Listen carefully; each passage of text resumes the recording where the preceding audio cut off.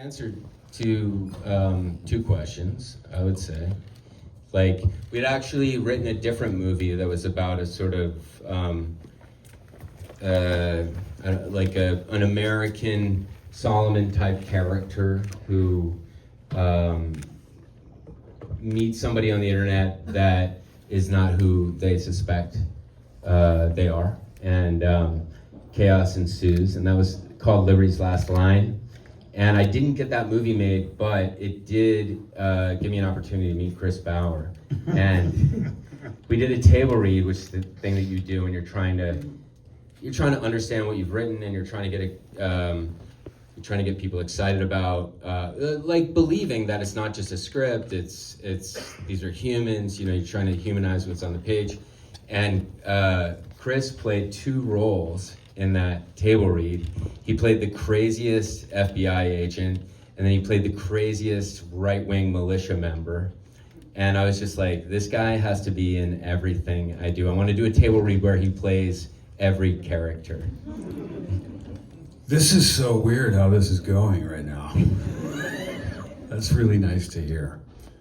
Am I supposed to answer a question too? Oh, sure. Well, I want to talk about your character specifically because I feel like when, after these like mass shootings happen, people go through like the digital footprint of the shooter, and they go through like the home life of the shooter, and like, so I want to talk about like conveying this figure of like the absentee father, and because I think it was like such a crucial part of like the overall theme of like masculinity.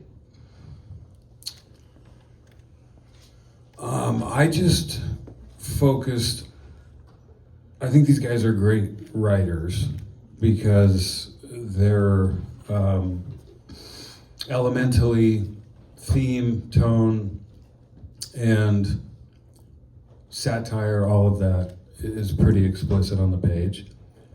But this atmosphere of neglect and broken, multiple systemically impacted people, and then sprinkling the internet through there, it's more like, it doesn't even really feel like playing a character in a way. It feels like playing the music of what Oscar and Ricky wrote. So, you know, biographically, I think any detail that mattered to me is mentioned in the movie. And beyond that, it was, you know, what does it look like when greed is God, I guess. This Q&A, it'll go from like extremely sincere and serious moments to laugh out loud, you know, 17-year-old dick joke type humor. Like the movie itself. Exactly, yeah. I mean, I have a great father. I'm very lucky to have that, and I guess we could talk about like some of the research that we did around these characters. I mean, on the one hand, I think part of the project of the movie is to get the audience to empathize with someone like Solomon, who, in one way, he's a cliche. Like, we all know people who pretend to be scary, but they turned out to be teddy bears, right? Like, they turn out to be very sweet and tender. The only difference with him is that it's online. And I think with him, like, part of why he seems very real is that Ricky and I, and a lot of people probably knew somebody like Solomon growing up, right? Like, he's not that foreign, he's not the monster that the media describes whenever one of these tragedies happens, right? Like, as if,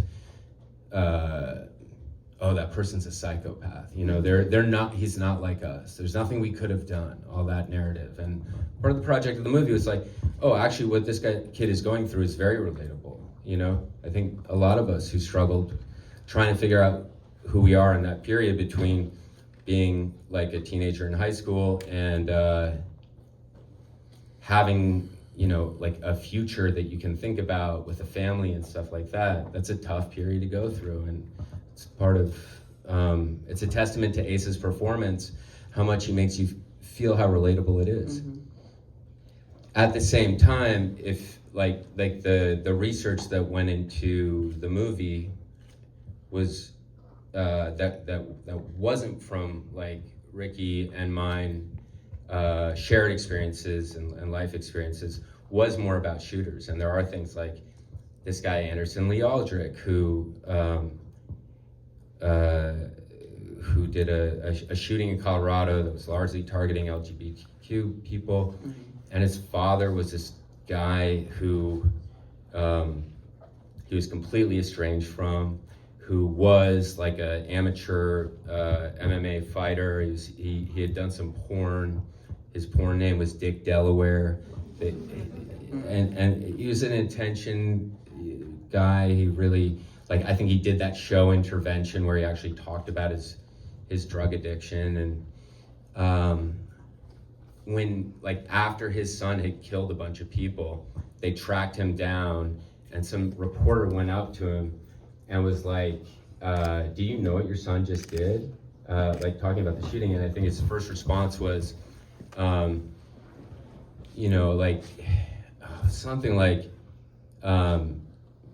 you know, he's gay, and I told him if he's ever like that, he's no son of mine, or something. Like, that's your first response to hearing that your son killed a bunch of people, you know? So there was some stuff like that, just imagining what that does to you when you're a teenager and your brain is still forming. Yeah, that's awful. I wanted to talk about like I wanted to talk about the class element of the film, which I thought was interesting because like we start off with like someone in a $50 million apartment who has like a life coach whose mom is donating to political candidates, and then we get to Texas and it's kind of like this like jarring shift. But I sometimes think like there's like maybe a dynamic of like when films or documentaries are conveying a certain part of America, it could feel like a little bit like exploitation. So like, how did you guys want to like toe the line of conveying that part of America and that reality without like perpetuating any like exploitation, both from like an acting perspective and a writing and directing perspective?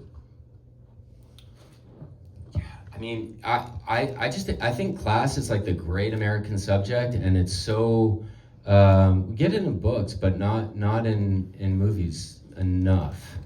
And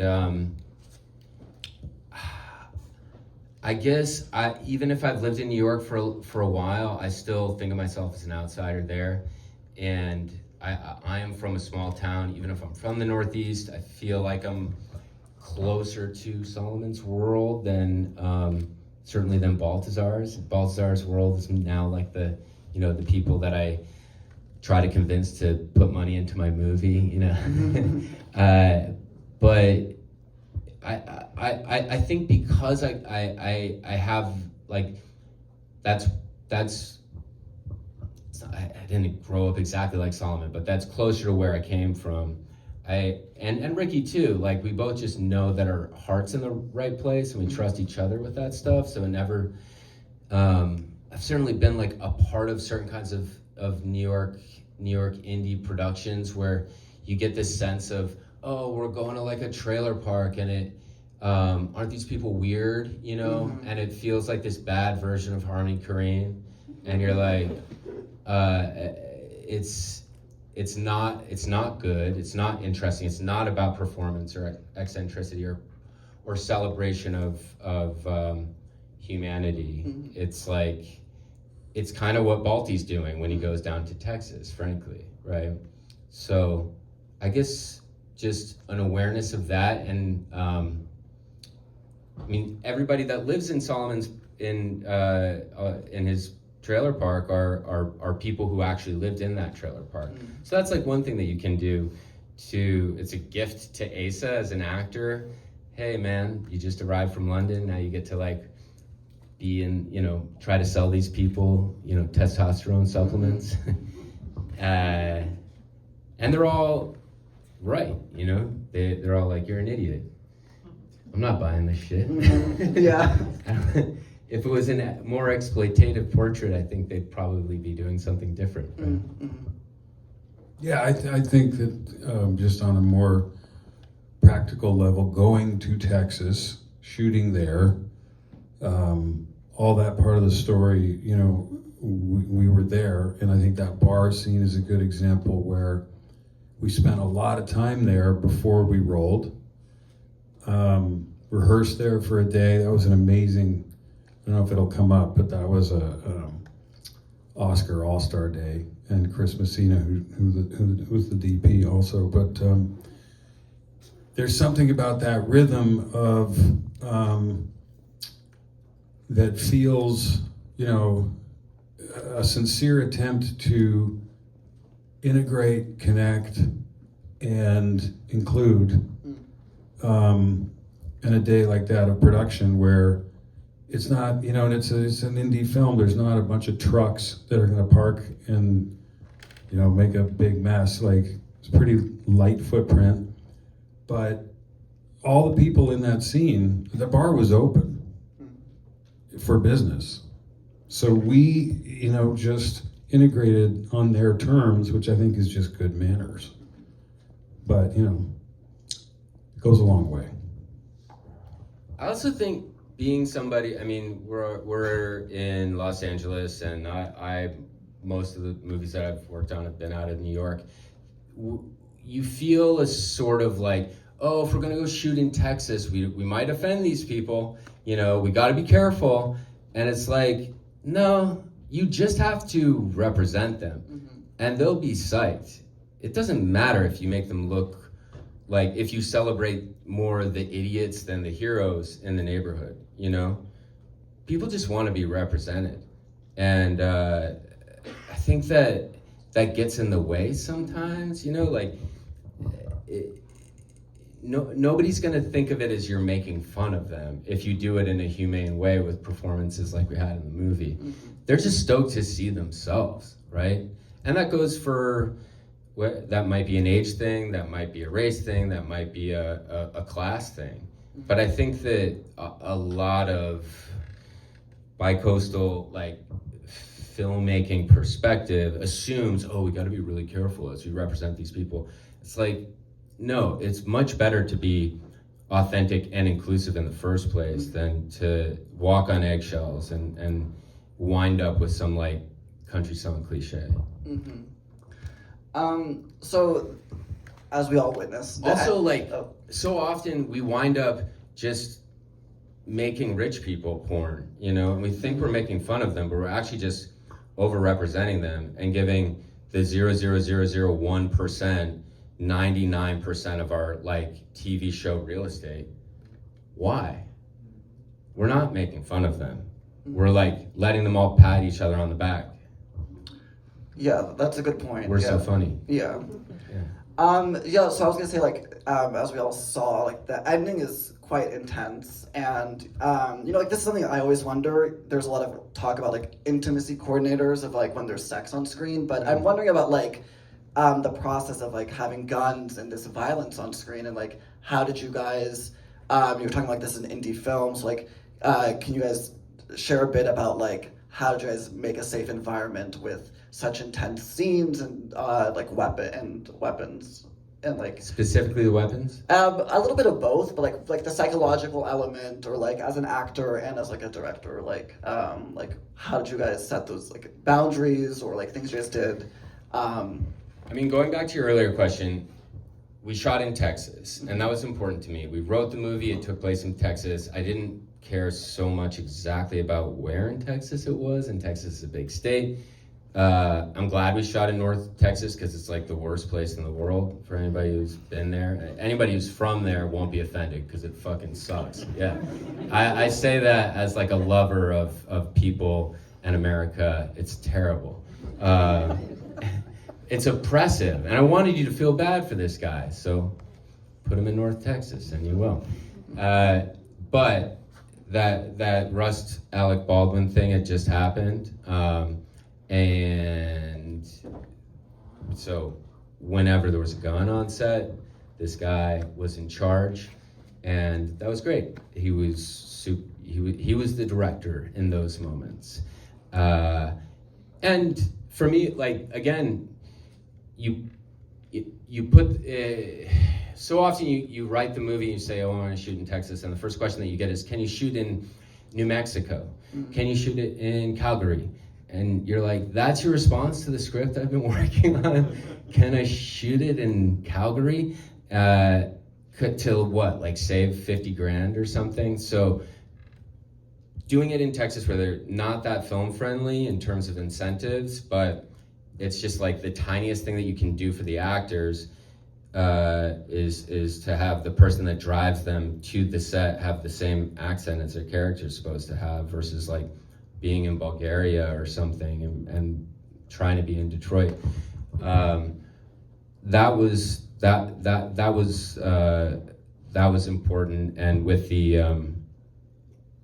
and because we were there to do like they have the gun culture, and I was respecting that.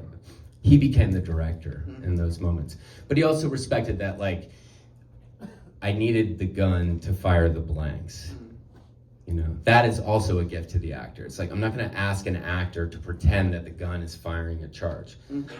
The movie doesn't feature very much violence, but it is about violence, and you need to believe that the gun is capable of terrible things. And when they're teaching each other how to shoot, you know, I wanted it to be like a real charge. So they made that happen, and they're pros.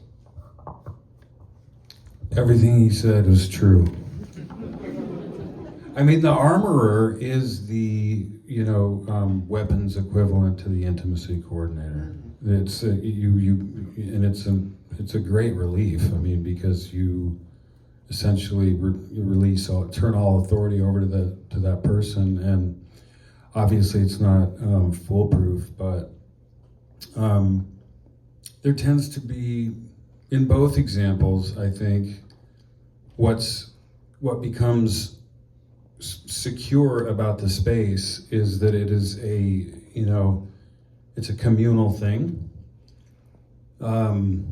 Everyone essentially buys in to what the sort of chain of command is, and so it doesn't. Yeah, I think that makes it almost like choreography. Were you trying to get out the lost tapes of Beaver Jackson? Did Ricky tell you to ask that? No. If you have anything to share about that. But. I know it's only a brief clip, but yeah, there was a lot of backstory. I'm selling the rest of them out of my trunk around the corner. Yeah, so this movie is very zeitgeisty. In my conversation with Ricky, he said you guys finished it right before the 2024 election, right? And right when everyone started putting out think pieces about the Gen Z male loneliness crisis. Yeah, I mean, that's like a slippery slope when you write a movie that is engaging with the now. I mean, I've had that experience working on a documentary where I felt like I was writing it and I was discovering new things as I went, and there's always this temptation to be like, oh man, that's like the thing that I was trying to write, and it's in the news, and it makes it even more important. And you have to just take a step back and be like, because the movie tells you what it wants to be, and if you try to chase that stuff, you're never gonna get planted, and you're never gonna build the house. You're just gonna keep on sort of chasing. But yeah, we had some good conversations about, will Trump be good for this movie, or what? How's the election going to change how people perceive it? So, yeah. And what was the answer? Was Trump good for the movie? I don't know. I do think that I think that whenever we tried to. The movie was so done when Luigi Mangione happened. The movie was so done when Charlie Kirk happened. As this kind of memification of violence and assassination as internet performance, as that becomes a kind of trend, you're like, but the reason that the movie, because when you pitch it, people are like, oh, it's too topical. And you have to push back against that. And I think we just knew that even if there were things that some people might call topical, like it really all stems from stuff that's inside us, you know, at the end of the day. And so we knew it would be okay. I mean, we knew that it would feel that it would feel more universal than that. That it wouldn't feel like we're just trying to make the Charlie Kirk movie or something. He directed it, man. I just say what he wrote. But with your connection to the material, did it change with like the political environment? I don't know. I'm a total humanist, and I feel like there's, you know, regardless, maybe the political environment makes things feel more acute, but turning, you know, multiple generations of people loose to be raised by a machine to some degree in lieu of potential intimate connection. I mean, I don't care who the president is. It's more like who's the CEO? Who's the, you know, what is the consolidated industry that's mandating essentially how people are going to get their dopamine, you know? And so that theme for me is so in the forefront of this that I almost feel like you know, diagnosing an implication of one administration over another is taking my eye off the ball. It's people with beating hearts who have to figure out that the connection is the solution and that reality is potentially okay if we can interpret it together. That's what this comes down to for me. And let me also just I think it's when young people are like, oh, you got my generation so good, that happens sometimes. It's always like a really thrilling response. But I think whenever somebody feels like that, it's not because we're trying to write a movie about kids right now. It was more like we were writing about stuff that I think most kids go through, you know, or certainly that like we went through.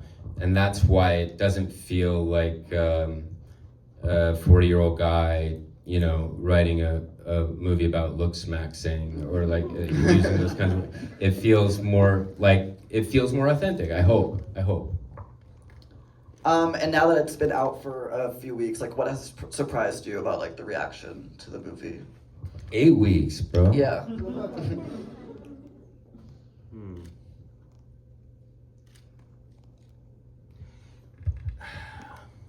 I don't know. Let's do questions from the audience. Surprise me. Okay, so really enjoyed it. Something that I thought was interesting was that it kind of felt like you were hinting at Solomon being queer in a way. I mean, it was at times a hint, times more overt. I know we have the scene where he pulls everything out from under his bed, and you see the pride flag, but you also see the Nazi armbands, and he's like, I was going through phases. But when he's trying to connect with Balthi, there were these elements that felt queer. We have his obsession with the Danny Phantom-like character, and I was wondering if that was something that was supposed to be implied, or something that came out when you were pursuing this narrative of masculine platonic friendship. I would say, like, we write out whenever there's a good idea or something that sparks imagination and gets us excited, we'll try to write it all the way to a place where we kind of know where it's going. Like, if we don't know where it's going, let's see where it goes, right? And we wrote a lot of that stuff to see what that movie would have been like, and it just started to feel like it wasn't what the movie was about. But it was always in the script, and we even, at one point, I was desperately trying to raise money from like this financier in Texas when we were shooting, and he was like, he read the script and he was like, Yeah, I'll give you the money. I have one note, and it was that scene. It was like I detect a bit of homosexualism. I think you should remove it. Homosexualism, I guess, is what people who believe it's a choice, that's what they call it. So at that point, we were like, we can't work with this guy. I would say that you have these two boys who probably have not, or they've definitely never have had sex, right? They've never really had a real relationship before. And to make it like, I don't know, if they were, our most common Letterboxd review is, why don't they just fuck, or why don't they just kiss? But that would, they do in a way, right? It's just with a gun instead of their mouths. And I think like there's a dark side to the romance of it, right? Which is that, at least when I think about Solomon like learning to shoot, but also growing up with this dad, who knows how he touched him, right? When he was fucked up out of his mind. And the ambiguity of it, the way that it is, without telling you exactly whether it's one thing or another, I was really pleased with the way that it landed. So yeah. How did you decide upon the name Balthazar?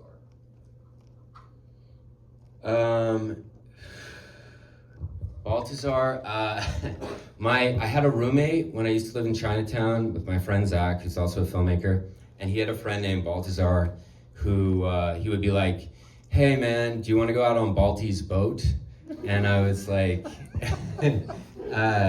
Balti?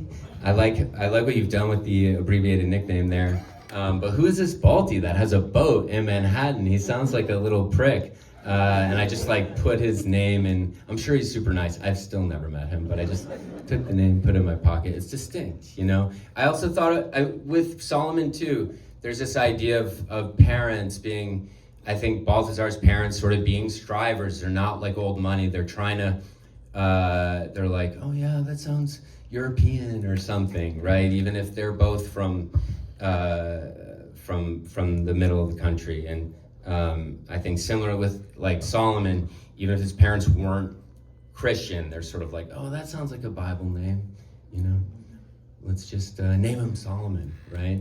What does it mean in the Bible? Oh, I don't know. It sounds biblical, right? It's that kind of thing. So with Balthazar too, we also said maybe that the parents met at Balthazar. That was their first date.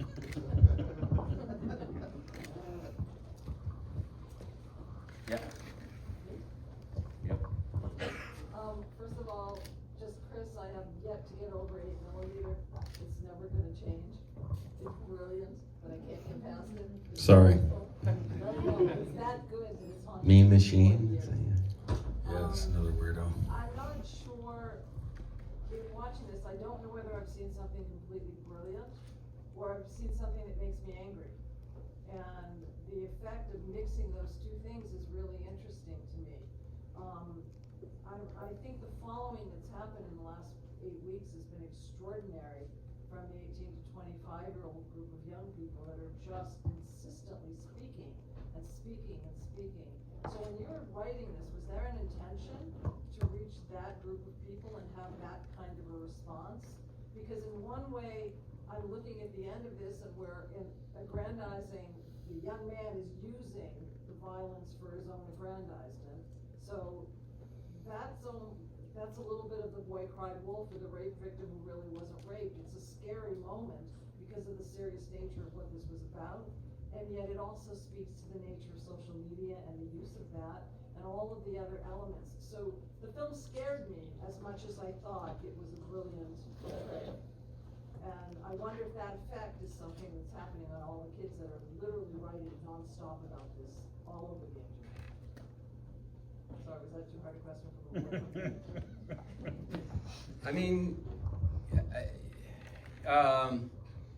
I don't know. I've been like I've done some college screenings and stuff where kids come up and they're like, no, this is totally my generation. We just like make jokes about all these terrible things that are inevitable that we can't do anything about. So we just make fun of them, which is kind of what me and Ricky do eventually, and it's kind of what Eleanor says, right? She's just like, it breeds this annihilation mentality.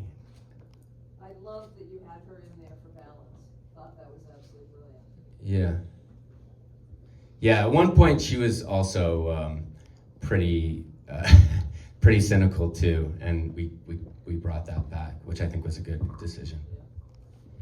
But sorry, was there more of a question there? No, I was just curious about what effect you wanted to have. Look, I fell in love with movies when I was 17. That's when I met Ricky, who's my creative partner on this movie. We were 17-year-old kids. And we loved these movies in the 90s that came out that weren't just one thing, They were angry and they were funny and they were tragic. And, movies like The Dune Generation or, Gus Van Sant, My Own Private Idaho, Elephant. Those movies made me want to be a filmmaker. So I think they're in my DNA. Boogie Nights, right? Like, think about how happy that movie it is. And then suddenly it's very fucking tragic and sad. You're watching this loser, he blows his brains out at a New Year's party, right? Well, after walking in on his wife who's having sex with some other guy.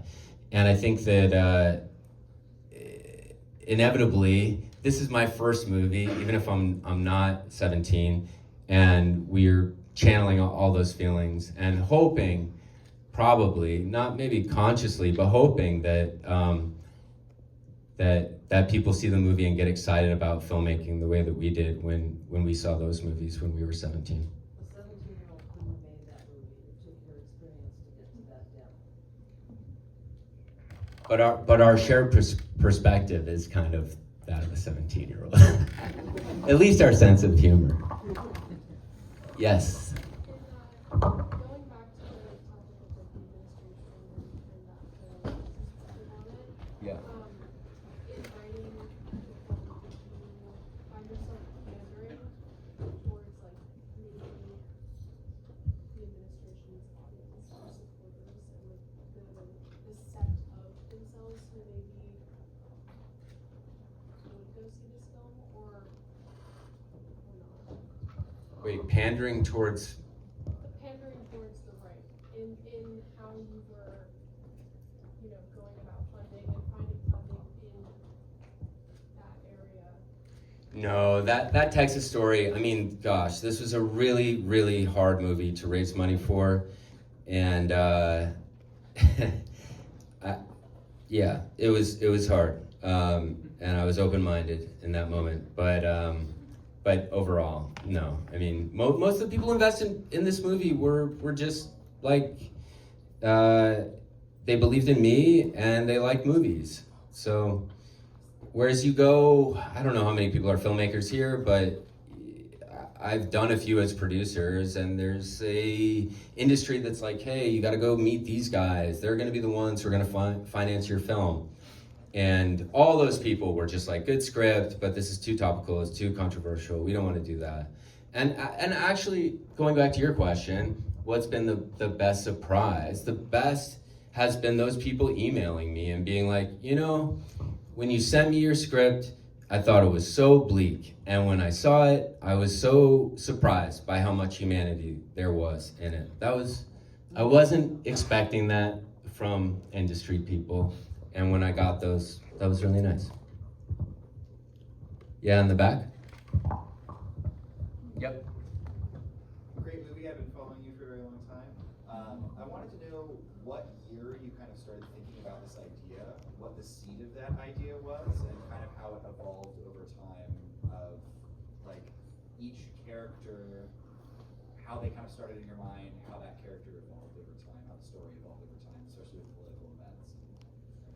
We started writing in 2022. It was right after the Uvalde shooting, which I felt like was this moment where, I don't know, we had the pandemic, so people hadn't really thought about how depressing it was that these kids out of Parkland had been like paraded around the country as heroes, Times People of the Year, led the most successful, most populated protest movement in American history, the rally for the Walk for Our Lives, right? More people in that walk than any other protest movement in American history, and nothing changed, right? It's like, what does that do to anybody, let alone like a developing teenage brain? And when Uvalde happened and we all just kind of realized, wow, nothing is going to change again, I think just something snapped. And we were talking about the FBI report that came out about the shooter, because that guy was a troll and he would send messages out to lots of different people and see who would respond, right? Extreme stuff, sadistic stuff, anything to get a rise out of anybody. Most people wouldn't respond. We've probably all gotten messages like that, right? And on the day that he did the shooting, he had messaged this 14-year-old girl in Germany who happened to respond. And he said, I just shot my grandma in the face and now I'm gonna go shoot up my elementary school. And she responded, oh, that sounds cool. Which, like, you can't blame her, you know? She's 14, she's in Germany. Who is this weirdo sending her messages? Why would he be for real when we see crazy shit like this on the internet all the time? And something about that just felt like a microcosm of what it's like to live today, you know, especially for a kid to feel like you're the one who's supposed to call the FBI when you get a message like that. You're the one, like, she got dragged on the internet. Oh, you could have done something. Come on, right? So we started talking about that, and part of how Balthazar was born was like, who would actually get that message and respond to it and do something about it, right? And I think because Ricky and I don't really like the pure heroes, you know, just a really good guy who is actually gonna change things, we came up with him. And, you know, I've always had like a foot in internet filmmaking. YouTube came out the year that I graduated from college. I've never been like a huge YouTuber, but I've been adjacent to influencers, and I have enough followers that I get DMs from young people who are like trying to figure out their channel and stuff, or at least I used to. And that period, especially in the early COVID years, when these poor kids had to like celebrate their 13th birthday by themselves inside, you know, I was just really feeling bad for them and thinking about what that's like when everything feels performed. Because when I was 12 or 13, that's when I was like searching for authenticity, you know, and just soaking it up. And how are you supposed to process anything as authentic when everything feels performed, which it really especially did around that time? Yeah. Terrific examination of parasocial relationships, the internet, and incel culture. It's very, very well documented. A really weird question though, why 2CB? Because this seems like a big turning point in the film. So why that drug out of all the ones you could have picked? I mean, it was acid for a while, and then at a certain point I was just like, Ricky, let's just make it 2CB. I haven't seen 2CB in a movie before, have you? No. Anybody? Yeah. It's there in a you go. Kanye song, actually. Yeah. That's different. That's different. I was just curious. I actually have two questions, one for you, Oscar. I've seen this movie for the second time now. I love it. But Thank you. one scene that is kind of confusing to me, or was confusing to me both times, is when they're at the gas station and he's like crying to the girl, and they walk outside, and then Balthazar has this like moment where he just stares and is standing outside of the car and doesn't get into the car. It's right actually before they do 2CB. And then he gets in and takes his Xanax, or is about to take the gas, and then they do 2CV. Wait, outside the gas station or after they're at the school? No, after, yeah, no, I guess it was after school, right? Yeah. That's when they decide that. Or, no, he's standing outside the car, and then he's like, oh, let me show you where it was about to do that. And then So outside the gas station, yeah. So outside the gas station, he has that moment where he's like staring into nothingness. Yeah. And I never really understood what you were trying to tell with that, because I could relate to the characters in a way, not relate, but like I could understand what they were feeling, but in that moment I just can't at all. And I was wondering where you were going with the writing there. I mean, that's it's a testament to Jaden's performance. I think it's a really hard character. You know, usually you show up and you know exactly what your character wants, or at least what they're afraid of, right?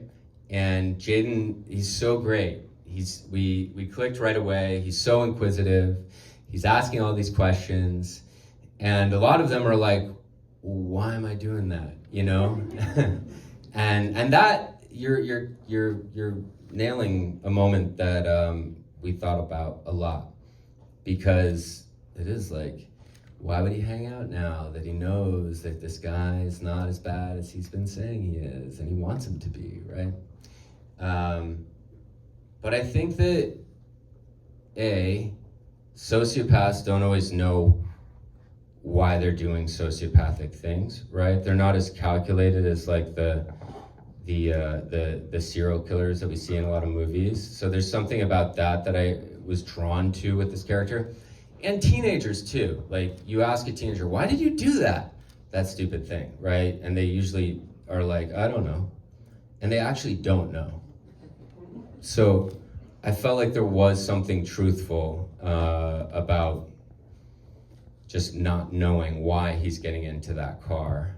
And that's a hard thing to do dramatically, I admit. And I thought about giving it a line or what have you, but. I have a second question for Chris. What did you do to prepare to be such a shitty dad? Because you really nailed the role. I think when you had the speech on the stage, to me, it was incredible, and my favorite scene in the whole movie is when you are talking to your son outside and spitting at him. To me, that's crazy. I was also wondering if that was written in, or if that was your decision, kind of one last time to spit at your son. Even though it was probably Ricky's idea, I'm going to take credit for spitting at him. And that moment bugs me a little bit, because it was so hot when we were doing that I actually didn't have any spit, and you can kind of tell. Love it. Solomon feels like an extremely truthful character, like ripped right out of reality, like someone I would meet on like an Overwatch lobby or something. But Balthazar feels almost like alien to me. Are there people that you knew like him? Like, where did you take that from, or did you not concern yourself with him being more like a person?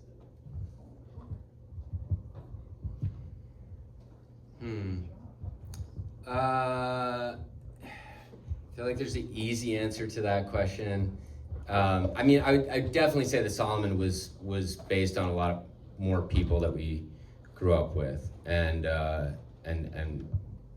being from small towns in New England, but also when you talk to somebody from, North Texas. I also think, I remember early on being like, because I had a pretty normal high school. I went to the same school district, K through 12, and I knew everybody in my town.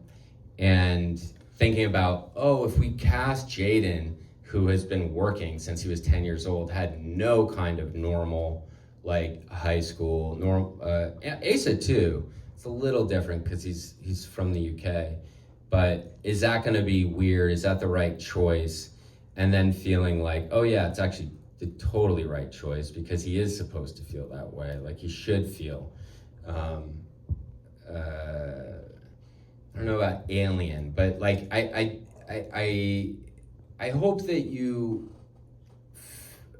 I still feel something for him. You know, I think it's a little harder. I love the way that their two energies just match and clash at times. It allows them to both sort of stand out. But I definitely wasn't thinking of someone, I don't know, like the idea of performative activism. We can think of examples of that, but I wasn't thinking of somebody specific. I do think, you know, if anything, he's wealthy and he's insulated from the consequences of his actions. He's desensitized to a lot of things, but partly that's because he's got his father's counsel and this team around him to prevent him from ever having to like feel things. And even at the end, you know, I really didn't want it to have like a full-on American Psycho feel. I was hoping that, you know, we did talk a lot about Kyle Rittenhouse, who obviously was not like a wealthy, ballsy type. But in that moment where he was on the stand and everybody was saying crocodile tears, like this kid's just, you know, he's also a kid. He's 17 years old. If I was up there defending my life, I think I would be crying too. And the media narrative basically denies him the opportunity to even feel anything about this person that he killed, right?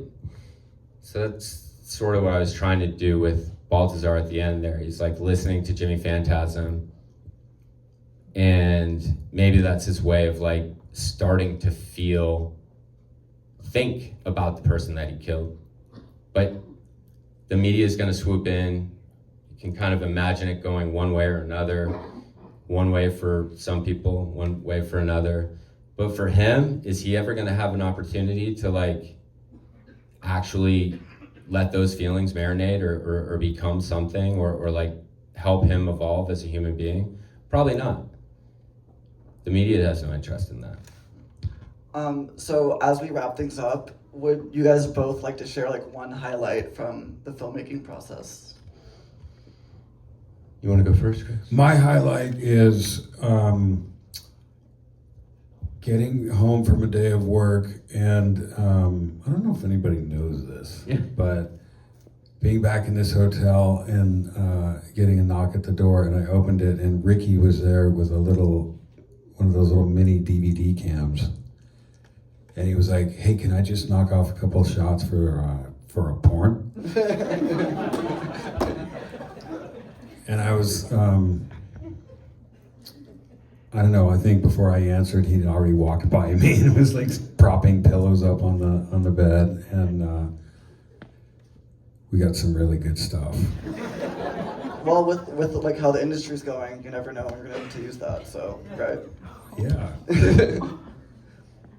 To let you behind, you know, there's a flip side to that, which is like, I did direct the Beaver porn stuff, and I worked with a producer, and I don't know, because I was doing a lot of things on this movie, and this guy just took care of everything. I felt more like a director in that moment than any other moment in the movie, because he was like, all right, so we got a hotel room. What color do you want the walls? What about the comforter? Okay. And I gave the actors the dialogue too, and they did it. And it was just, I was moved by the effort, and you know, that's my porn. I saw a different movie coming. But my original answer was when we had just wrapped Jennifer Ely, who plays Balthazar's mom.